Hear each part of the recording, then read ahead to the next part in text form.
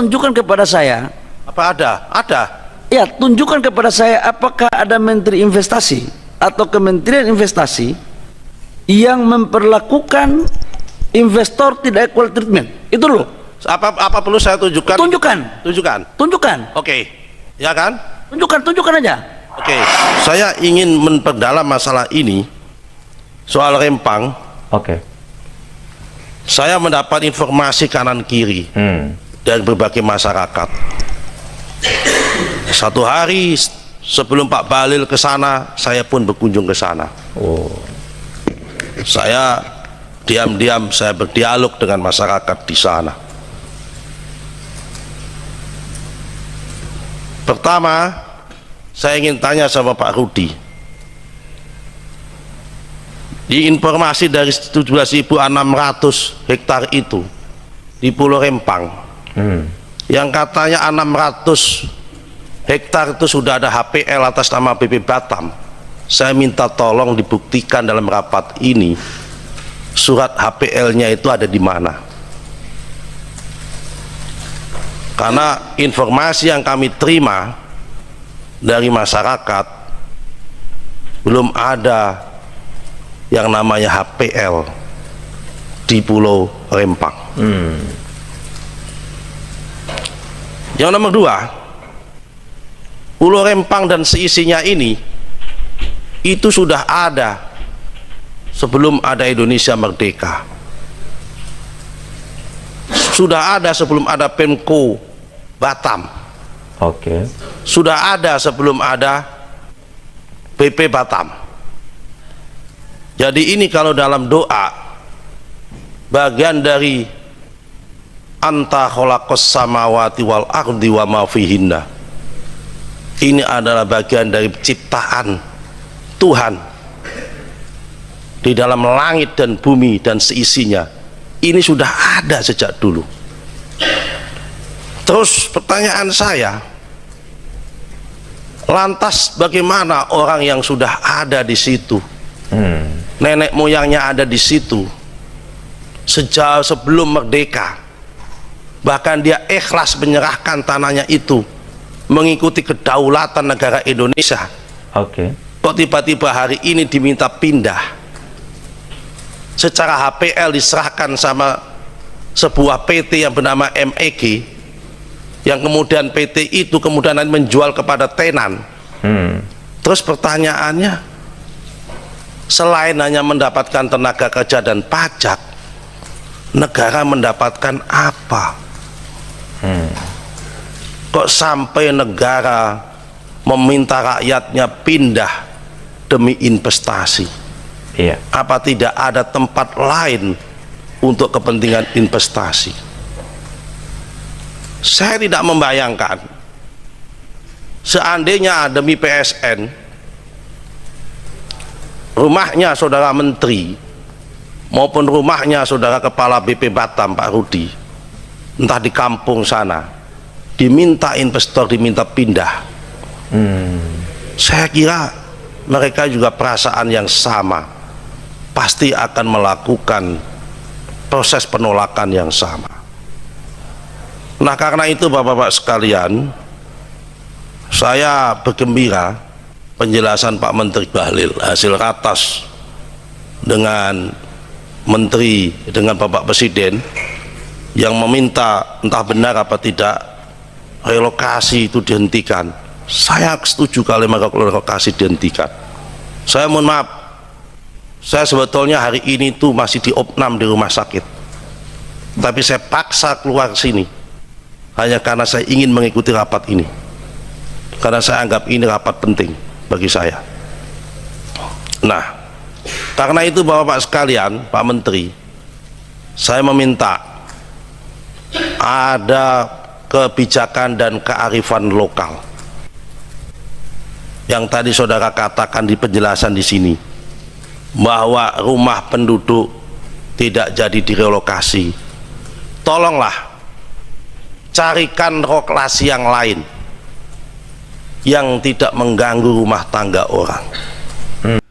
Oke, halo teman-teman, kembali lagi bersama saya di channel ini. Salam NKRI harga mati. Teman-teman, dalam video ini kita telah mendengarkan sebuah cuplikan video yang disampaikan oleh Bahlil. Beliau dulunya seorang menteri, juga sekarang beliau seorang menteri dan juga ketum dari Partai Golkar.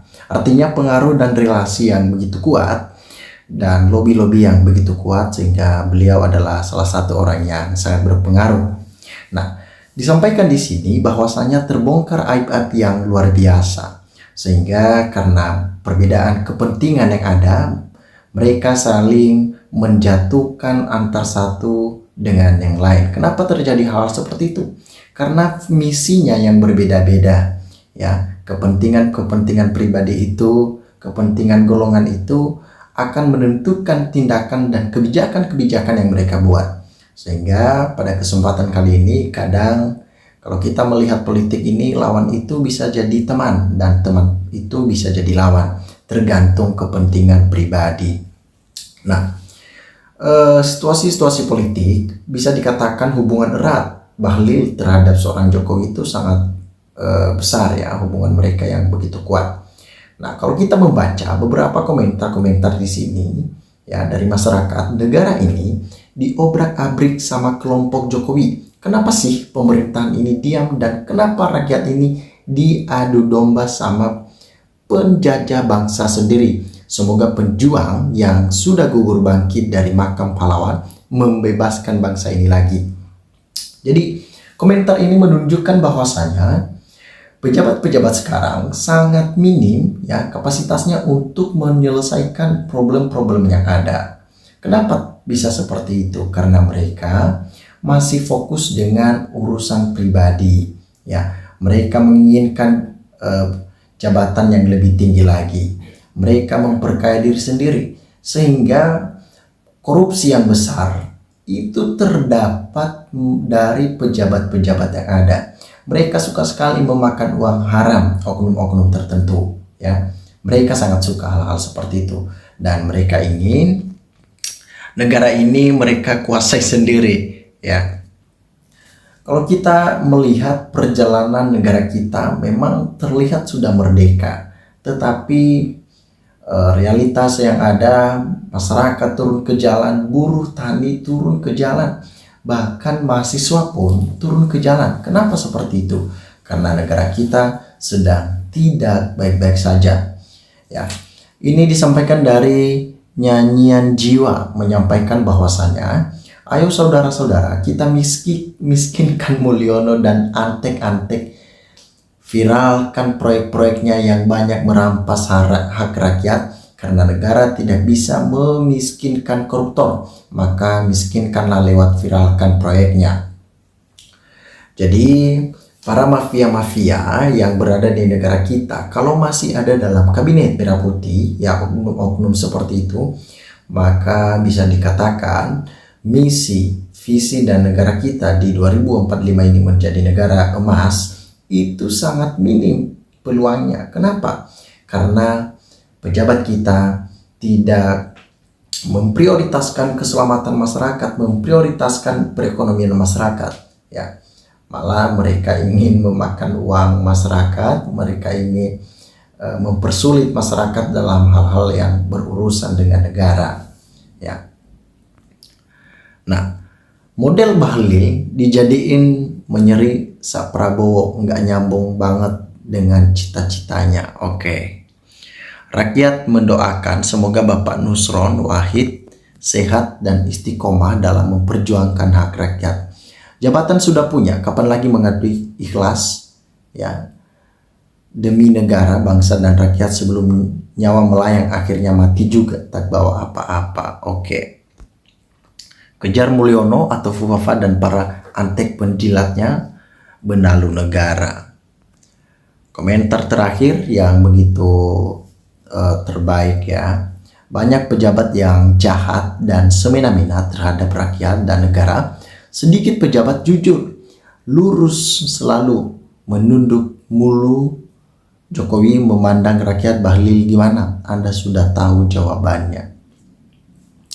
Ya, apapun yang terjadi di negara kita itu disebabkan karena kepentingan pribadi ya, karena kepentingan pribadi ya, karena mereka komplotan-komplotan tertentu yang masih ada dalam kepemimpinan negara kita ya, mereka masih disetting oleh satu orang.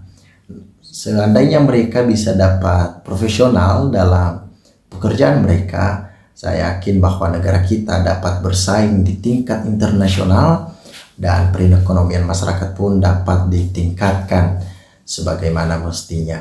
Teman-teman, silakan berikan tanggapan teman-teman di dalam kolom komentar ini sehingga kita dapat bertukar pikiran antar satu dengan yang lain lewat kolom komentar ini. Terima kasih teman-teman. NKRI harga mati.